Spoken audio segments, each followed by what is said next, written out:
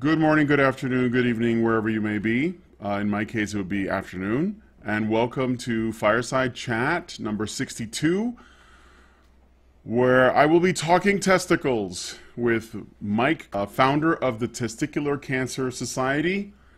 And, well, he does other things as well. Mike, thank you for coming on the show. How are you doing? Great, great. How are you this afternoon? I'm doing well. I'm doing well. I have a appointment with the medical team on Wednesday. They're going to essentially tell me the results of the analysis of the offending party 2 weeks ago, and I guess from there we will discuss treatment. So I figured, considering what's been going on lately, the testicular cancer topic should be discussed in a broader context outside of myself. It is, well, let me ask you a question. Is testicular cancer a cancer that is specific to men, just to clarify? Yes, I suppose that would be the case. Yes.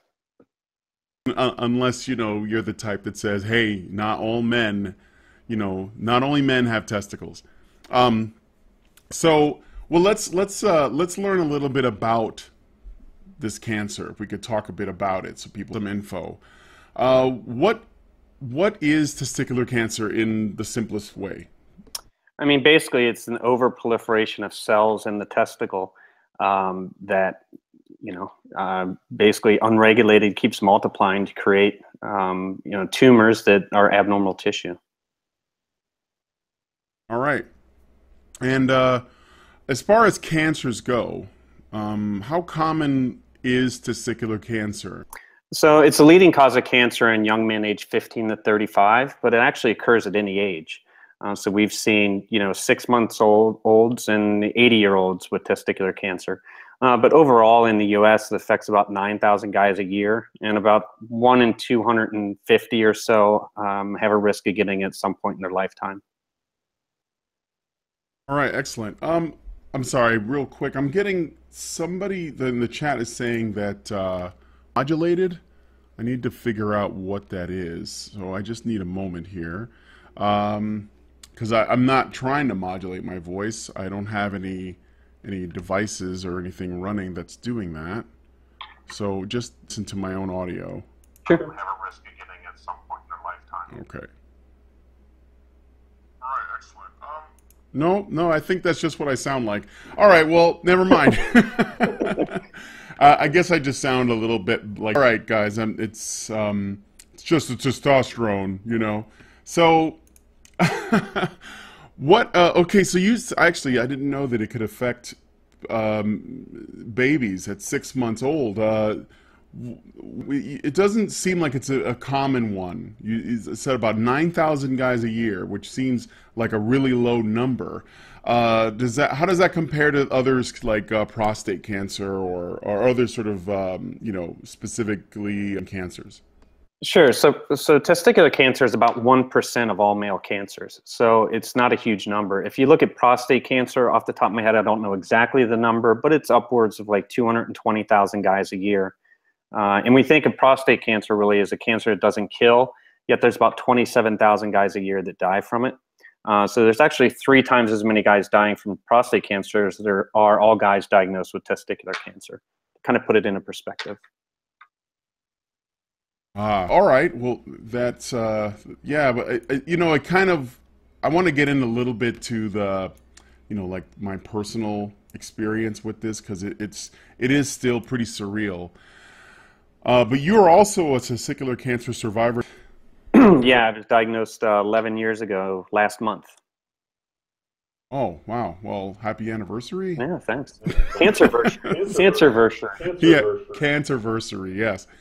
Well, let me ask you this. Oh, okay. So when I was sort of dealing with learning about where I'm currently sitting, when it started off, I didn't know what it was. Like I had this swelling and pain in my chest. It started off and it was pretty like it was irritating, but I didn't think it was a problem yet. And then as it didn't get better, because I waited, to see what was going on. It wasn't improving. well, maybe I should look up, some things to find out what it is. And when I looked it up, I thought it was either a aquacell or testicular torsion. Now, I didn't know for sure what it could be, but I figured it was one of those, and I didn't know like exactly how to check to see if it could be something else before I went to the hospital. So, if someone was wondering if they could have testicular cancer or if it could be something else like orchitis or an aquacell or something else, or hydrocell, Right. sorry, then how would they check? I mean, there really is no good way to check. I mean, you'll hear online where you can do a flashlight test and try to hold a flashlight up your scrotum and see if there's any dark spots. I mean, really, the best thing to do is just get into the physician. There could be any number of things going on in the scrotum. Not all of them are testicular cancer. And really, the only way to know for sure is a physical exam and then hopefully a scrotal ultrasound. It's a non-invasive test, uses no radiation, and it's fairly cheap to do. So really, that'll give you, if anything else, peace of mind, because a lot of times it's that uncertainty that can be the most difficult to deal with. Yeah, I think that's right. The self-examination thing, it's not certain, and it's probably best if you're concerned, or even if you go to a physician. Well, whatever, you know what I mean, a doctor. A doctor. So, let me ask you another question. Actually, what we'll do is I'm going to tell you what happened with the thing that we mentioned this. So this started for me last year after I came back from the London International Conference on Men's Issues. I was experiencing the swelling. I thought, because I thought it was because my 8-hour plane ride back, which was the longest flight I'd been on at that point in my life before Australia this year. I thought that the plane ride could have been the culprit, as if because I was sitting in the next to an Indian couple that essentially got on the plane and immediately fell asleep, so I didn't get up for the entire 8-hour flight.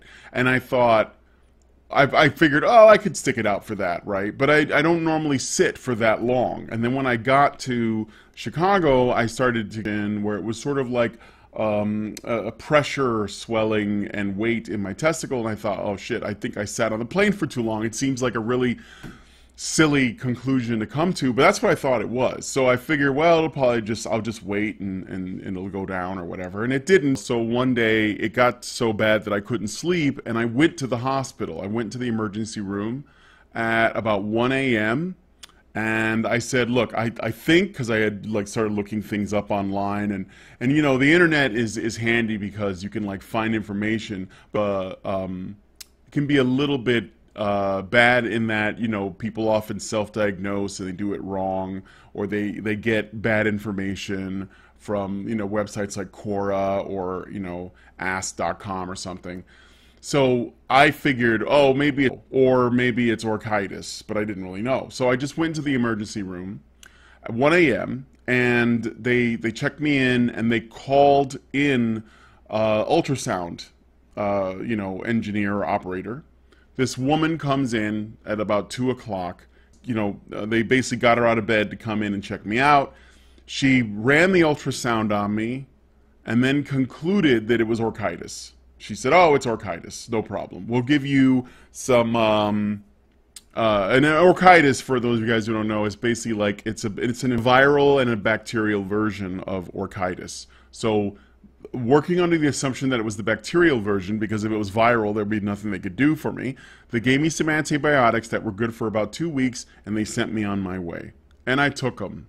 And I figured, even though I wasn't really seeing it, I was able to sleep better, and I figured I would get better. But it didn't really improve. It just it seemed to just slow itself down, or maybe it was just sort of like halted for a little bit. Come to the conclusion almost a year later, the cancer that had not only been building in my testicle, but had spread to my pelvis and my lung, my right lung specifically. So essentially, I was misdiagnosed the first time, and I wonder, is that, I guess, all my story, so you know what my experience was. But I also would ask, do you think that it's common to make that mistake, maybe because it was early on, or what have you? Or do you think this was maybe I don't know if you would call it a whatever on the part of the hospital? Do you know what? Can you speak to that? Well, I mean, so I guess there's two things. One, we always, as guys, seem to try to justify reasons. You know, it was because I sat for 8 hours on the plane, or because I rode a bicycle, or um, when we have pains in our scrotum. And really, that kind of is a bad situation. Obviously, if there was a situation like torsion, it's essentially the testicle twists and the blood supply cuts itself off. And so it really is an emergency where if it's not corrected almost immediately, you risk losing the testicle just because of dead tissue. As far as the diagnosis process, there is epididymitis that can happen with the tube that leads to the testicle. And a lot of times, or sometimes, I guess, if there's swelling, it's difficult to be able to tell exactly what's going on in the testicle. You know, one of the other issues that I think a lot of guys face is that they hear, oh, it's an infection, here's some antibiotics, and all of a sudden 2 months later they're sitting there, and while their symptoms aren't really much better, they think, oh, it was just an infection, it's not getting worse, you know, eventually these symptoms will go away. And I think the key there is that doctors really need to educate that, hey, listen, we're sending you home, but if you're not better in 2 weeks on these antibiotics, then you need to come back in and we can either redo the ultrasound or try something else. But really, it shouldn't go for an extended period of time with having symptoms without really a definitive cause of it. Yeah. So yeah, that's all actually very very handy info. My when I found out that I had it was because I went to Australia and I went to did this with a swollen testicle. It was really bothering me. And before I left to start all this stuff, my wife had told me that you know, I should really go and get it checked out. So I set up an appointment, but the only one the place said I was going to be away, so I pushed it back. I said, okay, well, can we set one for right when I get back? And the earliest I could do it then was like the end of August. And so I said, all right, I have it for the end of August. I guess I can hold out to then. I did it this long, right? And so I go to the trip, and then while I'm there, it's actually bothering me more. So I'm thinking, you know, walk into the emergency room again at a different hospital, and I'm just going to say, can you, you know, help me out with this? And so that's when I did it. And I got back the weekend following my return from Australia and VidCon. I went into the hospital, and that's with testicular cancer, and they had to remove the testicle. So they went ahead and did that the following day. And interestingly enough, when they you know, got ready to operate on me, I had an allergic reaction to the anesthetic. And I had like a full body rash from that lasted for, well, actually I still kind of have it. It's starting to go away now, but it's still pretty hard to live with, as it were. So so yeah, that's basically my story in terms of, you know, and where I'm currently at as far as TC goes. And I wanted to ask you, well, because I know that you're also a testicular cancer survivor, I thought maybe it'd be interesting to tell your story of how you got it and what happened with you. Yeah, so I mean, my story is a little bit, I guess, unusual, you would say. So I was actually living in South Florida. I'm from Cincinnati originally and back here now, but I was living in South Florida in October 2005. Hurricane Wilma hit, and we were without power for a couple weeks, but it hit like on a Monday, and Friday a friend had called me to see if I made it through the hurricane. And as I was talking on the phone, I just simply went to adjust myself. There was no AC and it was hot, and I just felt a ridge and immediately hung up on my friend and knew it was cancer in my own mind. But then I went through a process of, I would do a self-exam, or I guess basically at night, I'd get hot flashes, And so your scrotum relaxes, and I could feel the testicle and feel a lump. And I'd think, okay, I'm going to check myself in the shower in the morning. And in the morning, I wouldn't feel it. And I would think, okay, well, I'll go to the doctor, but I get to work and get busy and wouldn't think to call the doctor till lunch, and I knew they were closed. And then I wouldn't remember again until 6 o'clock at night. It kind of was just a vicious cycle where instead of just going to the doctor, I finally started thinking, well, I've been waiting so long, I'm sure it has metastasized, and pretty much convinced myself that I was going to die from metastatic disease, to the point that I even threw my own going away party without sharing with anybody why I was doing it. And it took 7 months for me to finally go in and go to the doctor. I kept having last minute ski trips, or I literally would be at a bar and a friend would say, I'm going to Colorado to go skiing. And since I thought my life was ending, I was living like it was. And, you know, a couple of days later, I'd be in Colorado. I did that a couple of times, showed up in St. Croix for a party, really put myself through emotional and mental hell for those 7 months, when if I just would have gone to the doctor, I would have found out I was going to be completely fine, and would have saved a lot of money too. Yeah, wow, that is different from my experience. I was more like, I was oh, you know, it can't be that. It can't be that. Like that was one of the first conclusions that jumped into my head was, well, you know, it could be cancer. That's what my wife said too, even. And I was like, I don't know. It's probably just an infection. It's probably not that serious. And then that was actually one of the reasons why I kept considering how rare it is. It's not entirely without, you know, merit to have those thoughts. You know, that it would more likely be like an infection or something. So it really was shocking that I was like, holy shit, I'm one of those people. I'm like Tom Green. I never wanted to have anything in common with Tom Green. You know, you won the cancer lottery. Lucky you. Exactly. So let's talk a little bit more about the cancer itself.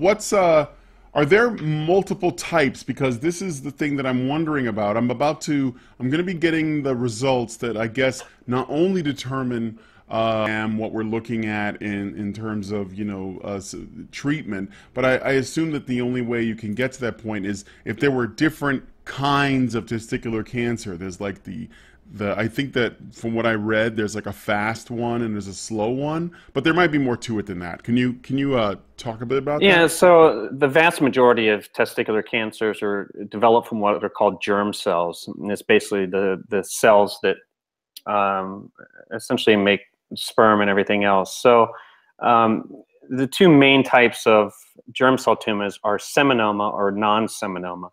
Non-seminoma itself has 4 different tissue types in there as well. Typically, the seminomas do seem to grow a little bit slower and are sensitive to radiation therapy as well as chemotherapy, where non-seminomas really tend to be more aggressive and also are not radiosensitive. So they do differ a little bit. There are other types as well. You can actually have a primary testicular lymphoma and other things. You can have sex cord tumors, but those are kind of more on the smaller spectrum. And the vast majority are going to be either seminoma or non-seminoma. Right. And the ones that are resistant to radiation and chemo, are those surgically? Because the doctors told me that the treatment would either be, you know, some kind of chemotherapy, or they'd have to do surgical removal of the other masses, those specifically the ones in my pelvis and my lung. Is that what that would be? Yeah. So I mean, both seminoma and non-seminoma can go into the lymph system and your abdomen and into your lungs and everything else. Typically, once it's spread significantly, both types would get chemotherapy. And then after chemotherapy, depending on if there's any residual masses, depending on the size of those masses, would kind of necessitate if you needed further surgery after that. The problem in particular with testicular cancer is you can have what's called teratoma, which is actually a form of non-seminoma, but it can show up pretty much any time in the lymph system. And this teratoma really isn't chemosensitive or radiosensitive. And technically itself, it's really not metastatic, so to speak. But the issue is that it can actually transform into other more deadly cancers. So if possible, they like to go in and take any of those residual masses out just to be sure that there is no teratoma in them. Right. Okay, so I guess which one do I want to hope for? Is there one? Uh, Typically, seminomas, it's a little bit difficult. Overall, seminomas are traditionally more treatable. Once the disease spreads into the abdomen, what they do is they break you down into, it's basically a risk assessment of advanced disease, and you're either good risk, intermediate risk, or poor risk. In seminoma, no patient's really considered poor risk. So you can really have a much larger spread of seminoma and still have pretty good outcomes. Where non-seminoma, there is poor risk conditions depending on where it's spread and what your tumor markers are in your blood. I guess overall you'd want to go for seminoma. Both really are pretty treatable even after they've spread. Okay, yeah, and so like mine has been I would guess it's been spreading for at least a year since I was misdiagnosed. Let it sort of build up until finally figuring this out a few weeks ago. So what should I be concerned with the fact that it's been there that long, or in the case of testicular cancer, is it still really pretty treatable? Yeah, no, I mean, it's still very highly treatable, regardless. I mean, obviously, you don't want to wait a year, but, what's done is done. It's really going to take a look at, what lymph nodes and what the sizes are to really give a proper staging. And then also, you mentioned your lung. I don't know what size, the lesion in the lung is, but really trying to figure out if that is indeed from the testicular cancer as well. And then based on the risk assessment, there would be either most likely 3 or 4 rounds of chemotherapy, depending. All right. So I guess let's talk a little bit about the chemo part of it. So we're currently doing Allison is pretty sure, and a lot of the other badgers have basically said, even though testicular cancer has a very high survivability rate, I think it's like 97% is what the doctors told me, and that they assured me that they have a lot of experience with it, so that I have nothing to worry about in terms of treatment. Nonetheless, once I begin chemo, I may not be able to work. It's gonna fuck me up. So I was just gonna say, what can you tell me about chemotherapy? Like, what's that gonna be like, or if there's any way of knowing? I mean, on a general level, chemotherapy will either be, and it depends on your risk assessment. If you're good risk, it'll either be 9 to 12 weeks, depending on which regimen is used. The 9-week regimen, you get doses of chemotherapy on your off weeks. The 12-week regimen, you wouldn't. If you have more advanced disease, then it's basically going to be a 12-week chemotherapy regimen to start with. Individually, it really differs. I mean, there are guys that continue to work out, continue to work, are minimally affected by it, and there's other guys that are absolutely floored by it. You really just don't know until you get started how it's going to affect you. Yeah, my dad, he's actually pills. I think they're chemotherapy pills or something, and he's considering his age, he's relatively functional. So I mean, not that I'm using him as an example, but that's just my other sort of like what I know about in terms of people I know in my life that are dealing with it. I'm confident that I should be able to keep doing my job, but if it turns out that it does flatten me, then I guess it's good that we have this fundraiser going. But I was just curious about that because I don't know what to expect. And I guess in a way, I'm a little bit more frightened by the treatment just based on what I've heard. The prospect of having cancer at all. If they went with radiation therapy, is that preferable? Like, is that one worse than chemo, or what are the differences between the two? Not necessarily. Radiation therapy is usually 3 weeks long. So it used to be when you had stage 1 seminoma, in order to, so in theory, if you have stage 1 testicular cancer, the cancer is only in the testicles. So once you have the testicle removed, the cancer should theoretically be removed. And what they would do is give you radiation therapy to the abdomen just to make sure that it doesn't come back, or to help make sure it doesn't come back. That's really kind of fallen out of favor. The only time they really use radiation now is in very low stage 2 disease with seminoma. Usually when there's only one lymph node that's relatively small in size, like 2 centimeters or less, or definitely less than 3 centimeters.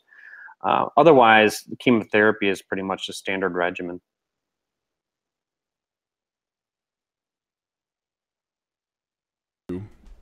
The cancer that you had, did it spread, or was it just in the testicle? Miraculously, it was just in the testicle.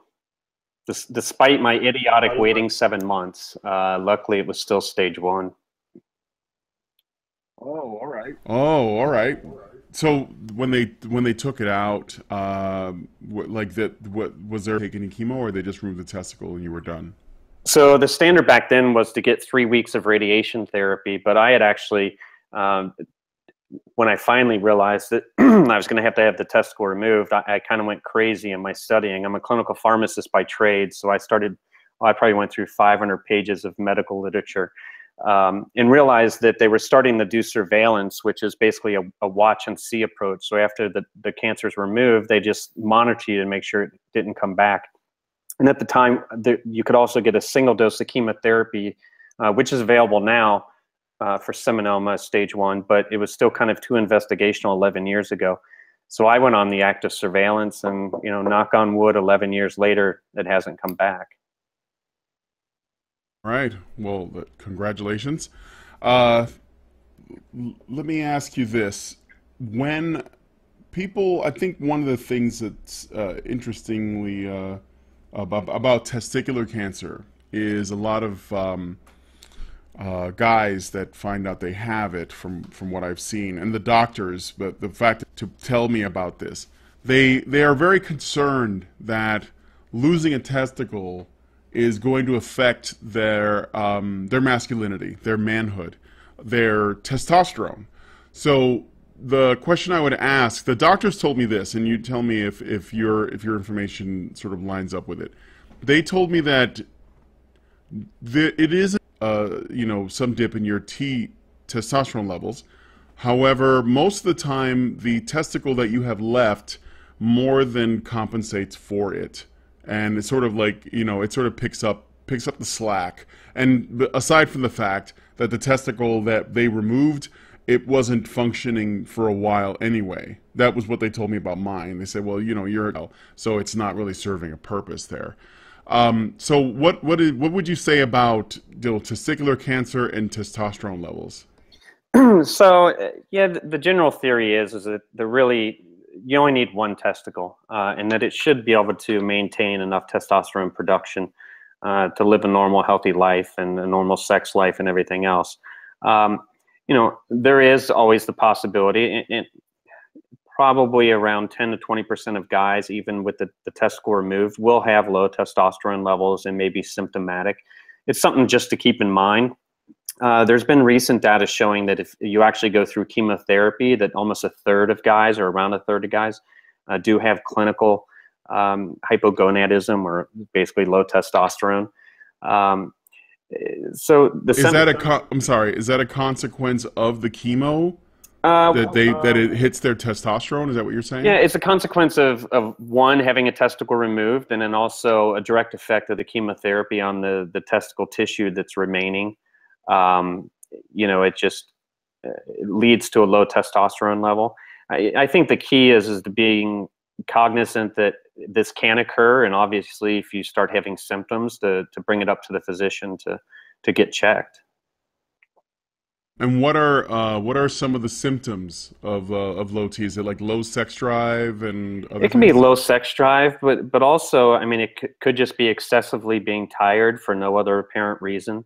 It could be symptoms of depression, not able to handle stress very well.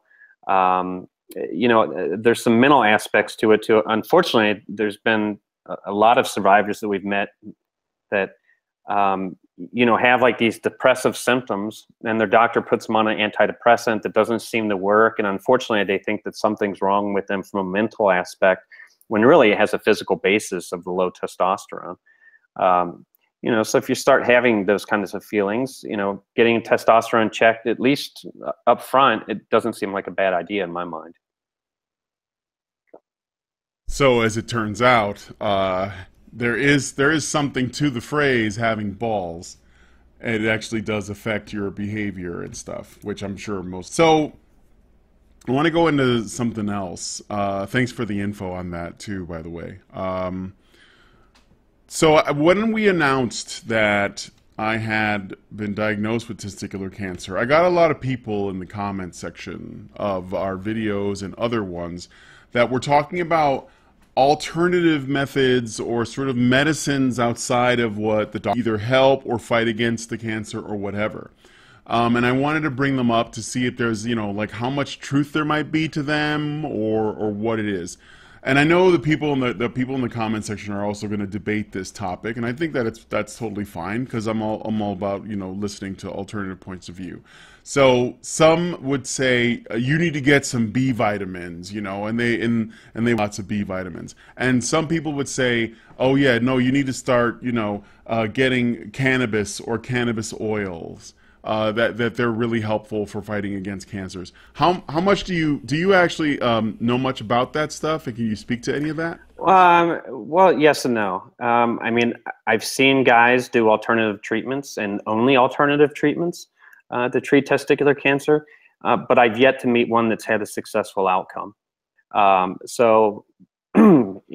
example, let's say you just want to use cannabis oil and it's going to cure your testicular cancer. I've never seen that happen to anyone. Now, if you're using, cannabis to treat your symptoms, say your nausea and vomiting or lack of appetite, even its anxiety, reducing agent, as well as getting the normal chemotherapy, then I think that's reasonable. But just going on alternative treatment itself, I've never seen a successful outcome. We also hear a lot about antioxidants. Why are you on chemotherapy? The job of the chemotherapy is to create oxidative stress and kill the cancer cells. So in theory, taking a whole bunch of antioxidants might be counterproductive to the chemotherapy in general. I think anything in excess probably isn't really advisable. This is one particular cancer where we know that the modern chemotherapies, and not even modern, they're 40 years old now, are extremely successful. And to try to change that, it just doesn't make much sense to me. All right. Yeah, I was unsure. I mean, I appreciate that people wanted to help, but I'm probably just going to go ahead and do what the doctors tell me. I've heard a lot of talk around this topic, like that, cannabis or hemp or these oils that a cure or but yeah, no, I'm good. I think I'm just going to go ahead and do what the doctors tell me, because I'm more interested in playing it safe. But if any of you guys have any good, if there's people that are in there that are saying, no, this is the way, feel free to share whatever you got in terms of information. I'm okay with that. Let's see. Is there I don't know, I guess, is there anything I should know? Or, oh, you know what? Here's one. Is testicular cancer one of those that gets a lot of funding, or a lot of charity drives, that kind of thing, like in the same way that, say, prostate or breast cancer does? No, not even close, unfortunately. There isn't much funding at all for testicular cancer. One, not a lot of guys get it. The guys that do get it are young, and they're starting their careers or getting out of college, and suddenly are starting to go into medical debt because of their treatments. So they don't have the resources to really give back, no matter how much they would want to. And for some reason, I'll be quite honest, if you were 14 years old and had testicular cancer, that pulls at people's heartstrings. But if you're 18 or 19 or 22, people just don't seem to care as much. And not saying your close friends and relatives, but in general, So there just isn't much funding whatsoever. Do you think TC should get more? Do you think it needs it? I know that it has a really high survivability rate, and do you think that this should be getting more support than it currently is? Yes, I think from a couple different perspectives. I mean, I hate comparing cancers, but if you look at pediatric cancer, no one wants to see a sick child, right? And it creates a lot of emotion in individuals. If you look at just one entity for pediatric cancer, like St. Jude's Research Hospital, generates $130 or $100,000 in donations for each and every pediatric cancer patient diagnosed in the U.S. each year. Testicular cancer has about the same number of patients as all pediatric cancers put together, right around 9 or 10,000 a year. We generate $7 in donations per each guy diagnosed.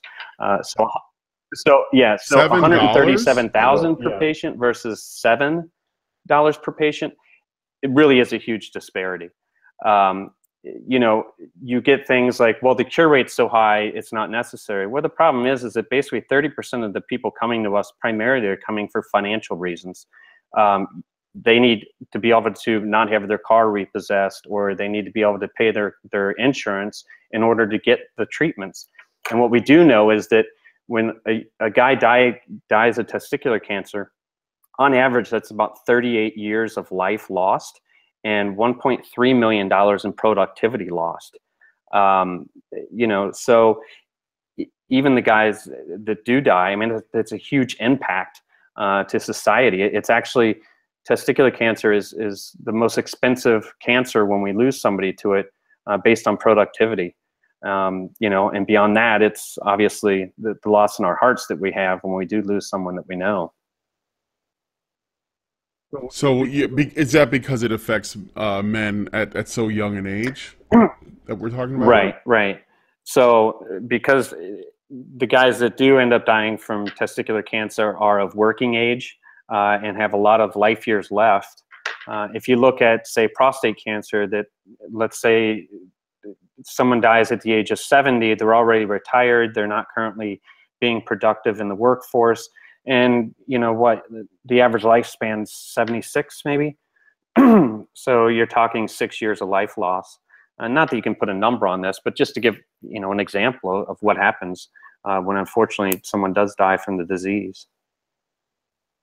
Right. Whereas, without going into any extremes, like the example you gave with the 6-month-old, most of the time testicular cancer, when it affects men, it's usually like, it can be dudes in their early 20s and also in their teens, right? Like 15-year-old guys can get it. So we're looking, if it's not treated, or if they can't afford it, or they neglect it, or whatever, we're at a young age, and we're losing, all of that he could have brought to society, essentially, because he's not with us anymore.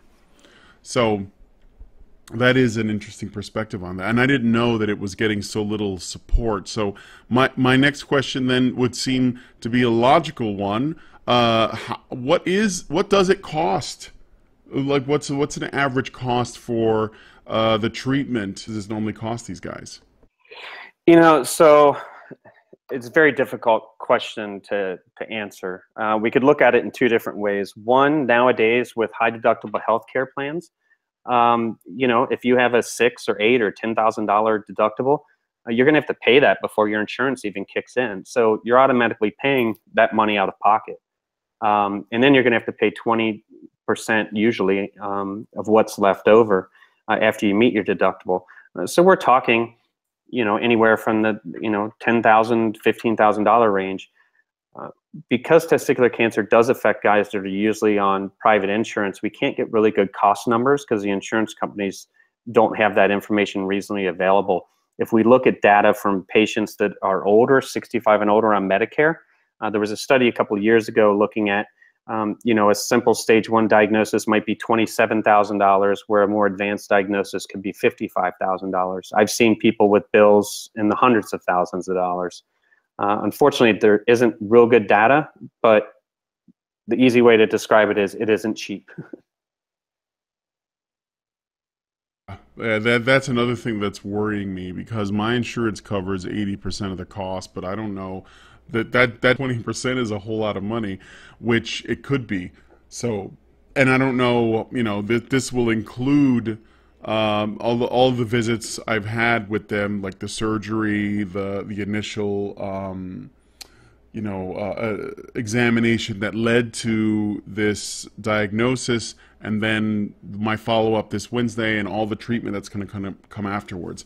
I don't know what that's going to amount to. I don't make a lot of money here at Honey Badger Radio. This is like, this is what I do because I believe in what HBR, stands for. So I'm a bit concerned. So I guess that is an important question, but I guess I'll wait and see what the doctors tell me. Well, I mean, if there is good news, at least it's early in the year. If you take a guy that's diagnosed in November or December and his deductible resets, January 1st, he could pay $10,000 out of pocket and then have to turn around and pay $10,000 more before his insurance kicks in on the next year. The system just seems really kind of dumb in that aspect. What I do usually say to guys is, the good news is you're going to get through this. The bad news, the good news is you're going to get through this and live a long, healthy life after treatments. But the bad news is that means you're going to have a long, healthy life to pay off your treatments. Yeah, exactly. Well, I'll just put it on the list with the other debts, like my student loans and whatnot. So, well, so speaking of that, right now we work in concert with an organization called Critical Mass. It's the first lobbying group for actually young adult cancers, and we actually just introduced our first piece of legislation, which is to allow for deferment of student loans without interest accruing while you're undergoing active treatments for cancer. So we're hoping that. That'll get passed through. We're pushing it pretty hard right now. Try to at least do, save a couple $100 a month. Yeah, that'd be great. That'd be great. I put in all the info in the low bar regarding like places that people can go to find your stuff and some of the donation stuff. So, I think that testicular cancer is definitely in need of funding. $7 per person is that's pretty ridiculous. Even though it's a rare cancer and it doesn't affect a lot of guys, it does. I think it's still important. It has to be looked at. So, is there anything else that you wanted to say that I didn't ask you about that you thought was important? Because I think we're I think another thing you need to look at with the chemotherapy, and even if you're not nauseated and feeling bad, and your white counts could always drop where you can't really go out in public very much. But the other thing is a lot of guys seem to have kind of a chemo brain, they call it, kind of a mental fog during the chemotherapy that can last for a little ways after treatments. So that's another thing to keep in mind when you're looking at trying to do your work is, if you have any kind of chemo brain type issues, it's another thing where you really may need that financial support coming to you. So, I always say we're not an island, and we get really happy and make donations when people graduate from high school and college and get married and have kids. And even when people pass away, we send money to the family if we like the person. But unfortunately, when we get sick, not a lot of people like to offer money, and not a lot of sick people like to take it. But we need to kind of end that and realize that it's not a charity case. There's only 50% of Americans who can afford $2,000 within 30 days for a medical emergency, and really lending a hand to someone that's sick and in need really makes sense to me. Yeah, absolutely. So, well, I want to thank Mike Craycraft. I hope I'm pronouncing that right. I didn't actually ask you if I was. Okay, that's correct. I want to thank you so much for taking the time to come on. Just so you guys that are watching this know, this was absolutely, completely happenstance. I was trying to find a guest for this Monday show. I sent some messages out to various people that I thought would be interesting, and I still would like to get them on. And I didn't hear back from them. And then Mike, our Honey Badger Radio Facebook page, that was following my diagnosis video, but I hadn't checked that page in a while. And then I looked and I saw that he was basically saying, hey, if you have any questions about testicular cancer. I'm a pharmacist by trade, and I founded the organization, the Testicular Cancer Society. And I can provide you with information concerned with my well-being. And when I saw that, my first thought was, while it would be great to talk to him about this stuff, I think that it would be even better if I were to talk to him in front of you guys so that more people could see this, because I think that this is something that needs attention across the board. This is a men's issue. It's just another cancer that it's just one that doesn't get as much prostate cancer does, which also doesn't get as much coverage as breast cancer does. So we're looking at a minority within a minority in a way. And I thought, well, we should probably put some focus on this. So I have included all of his contact info in the low bar, including various people you can talk to. It's a lot of very useful information, and please consider find ways the society and the work that they do, because this is important. Also, I included like our own little fundraiser as well. But if you have to choose between the two, I'm going to say go with the Testicular Cancer Society. So I think I should be, or what? You're shaking your head. Let's make sure you're taken care of first. That's the biggest thing. So. Okay, well, if you guys want to, but I'm just not easy to do, because I certainly would like the help. Yeah, so please check that out. All the links are in the low bar, including all the testicular cancer stuff that you need to know, as well as the Save the Doge fundraiser. We have met all of our financial goals, but considering that shit changes, we don't know how much it's going to cost. I don't know how long I'm going to be. If I'm going to, we don't know anything right now, and I don't know how much. I will know more on Wednesday, and we'll definitely do a follow-up. But until then, we're just sort of like, we're flying a bit blind with just a little info. So again, I guess I can't think of anything else to say. I think that I got a lot of really great info. I want to thank you again for joining us. Well, thanks for having me. I'm glad that you're sharing your experience, and the awareness will be important for others diagnosed in the future. The key really is to catch it early. Yeah, agreed. And if you guys are wondering if you think you are, or someone who might be dealing with this, definitely get it checked out as soon as possible, because now that it's spread to my pelvis and my lung, even though the doctors still assure me that everything's going to be fine, I have a feeling it's not going to be cheap. So it's probably rather than later. All right, well, anyway, thanks for joining us on today's Fireside Chat. Please leave a comment below, and as always, this will be become unlisted after this video has ended, and an edited version will appear on Honey Badger Radio.